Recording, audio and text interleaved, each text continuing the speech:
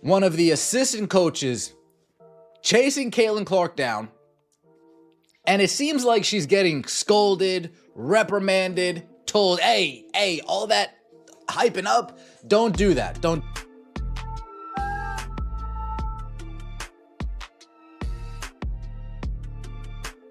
Now here we go. Body language doctor. This clip getting shown again, and it's just, in my opinion, is completely unacceptable. Like, if a coach did this to any other player in the league, they'd be fired.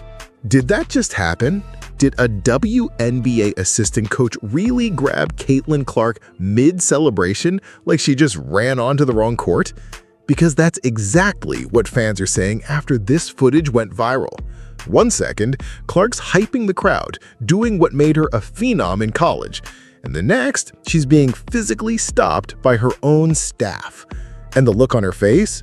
Confusion, disbelief, a mix of, wait, what? And did I just get scolded for being excited?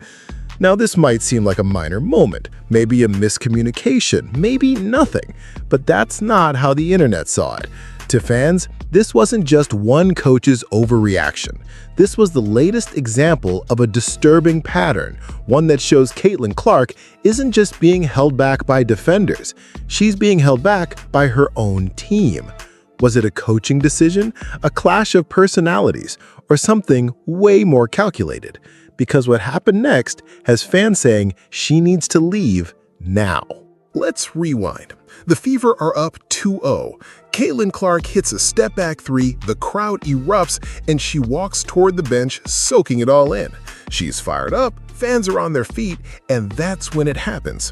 Assistant coach Karima Christmas Kelly cuts her off, grabs her by the arm, and seemingly tells her to tone it down. No warning, no tap on the shoulder, just a full-body block that left Clark stunned. And it wasn't just the contact, it was the energy. That, hey, cut it out vibe, the forced reset, like she was out of line for celebrating. You could see it in her face, not anger, not pain, but confusion. Like, did I really just get pulled back for bringing the house down? The clip hit social media like wildfire. Fans dissected every frame, and one thing was clear, they didn't like what they saw. This wasn't coaching, this was control. And it raised a question, is the Fever trying to dim their own star? If this were a one-off, maybe it would fade away. But that's the problem, it isn't. Clark has been here before, benched during critical stretches, subbed out while on fire, running the floor only to be ignored by teammates like she's invisible.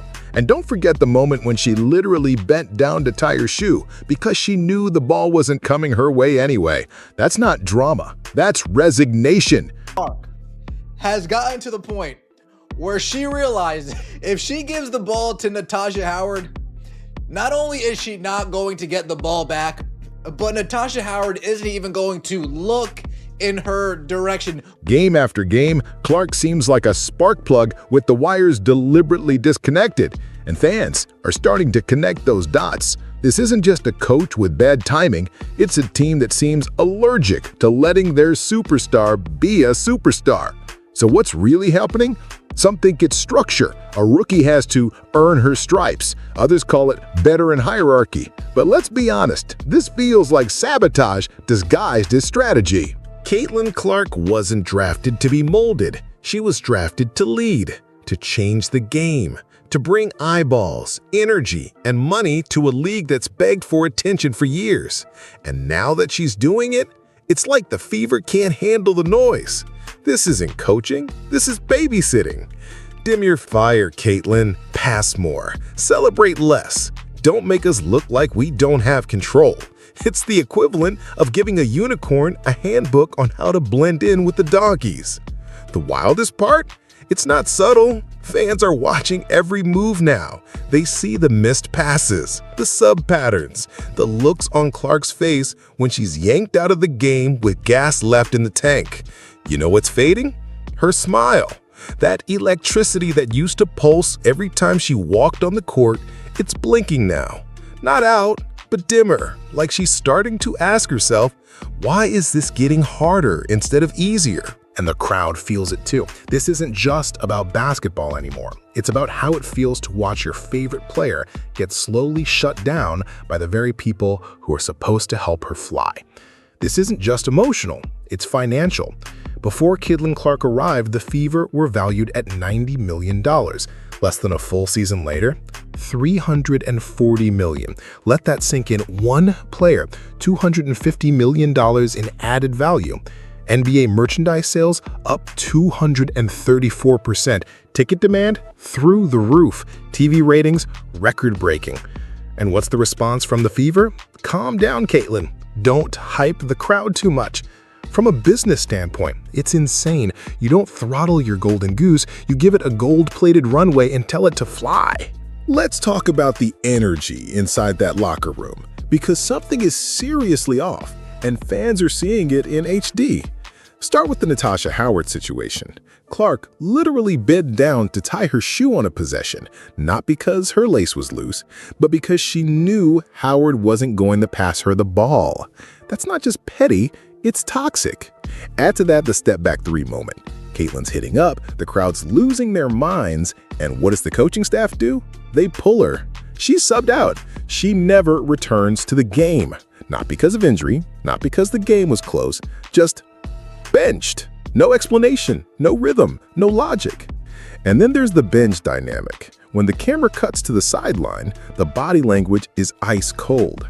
Caitlin sits, composed but distant. Her teammates avoid eye contact, the staff stone-faced, and you can see it in her expressions. She's still locked in, still professional, but that spark, that infectious joy she brought from Iowa, it's flickering, dimming, fading. This isn't about rookie mistakes or tough love. It's not learning the ropes. It's systemic. You can feel it, a vibe, an unspoken resistance, like she's being tolerated, not embraced. She's being isolated on the court, cut off from flow, and reined in off it. And the people doing it, they're not opponents. They're in her huddle.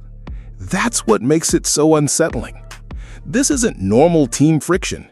It's sabotage in slow motion, and fans know it. Here's where it gets complicated, because online, some fans are saying the quiet part out loud. Caitlin Clark doesn't fit the mold. She's a white woman with crossover appeal in a league that struggled with visibility. She's not leaning into identity politics. She's not campaigning for clout. She just hoops and dominates. And that makes her a problem for people who want to control the narrative. She's being labeled divisive for simply being herself. And the more she wins over America, the more uncomfortable things seem to get behind the scenes. Of course, this is all speculation, but when the optics are this loud, even the silence speaks volumes. Let's be real.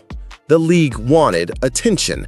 They got it, but they weren't ready for the tidal wave that is Caitlin Clark. They expected a slow build, a rookie learning curve. Instead, they got the most talked about athlete in the country from day one. And instead of adapting, the WNBA and the Fever seem like they're scrambling to put her back in a box that never fit.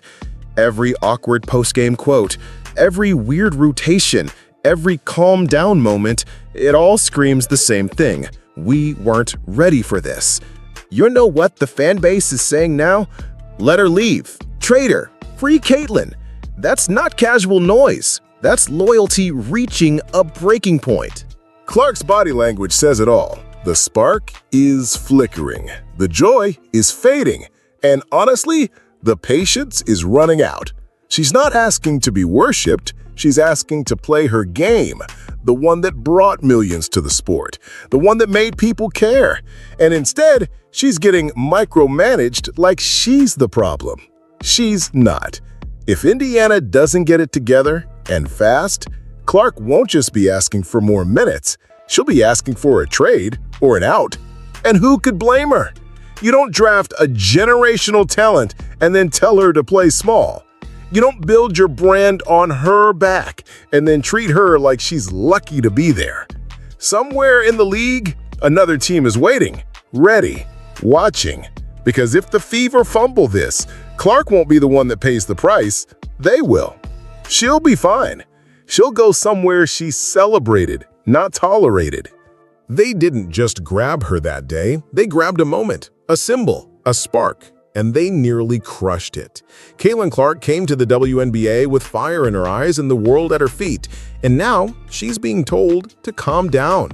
Let that sink in. The Fever have a choice: empower the player who saved their franchise, or keep trying to tame her until she decides to leave it all behind.